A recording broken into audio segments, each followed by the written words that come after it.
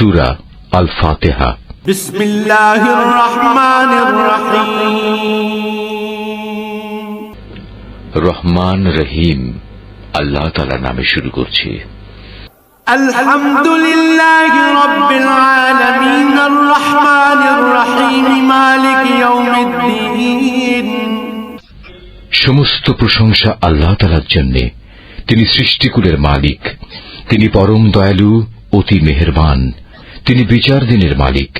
ইয়াকা না'বুদু ওয়া ইয়াকা নাস্তাঈন।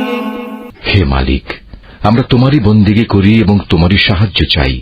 ইহদিনাস সিরাতাল মুস্তাকিম সিরাতাল্লাযীনা আন'আমতা আলাইহিম গায়রিল মাগদুবি আলাইহিম ওয়ালাদ-দাল্লিন।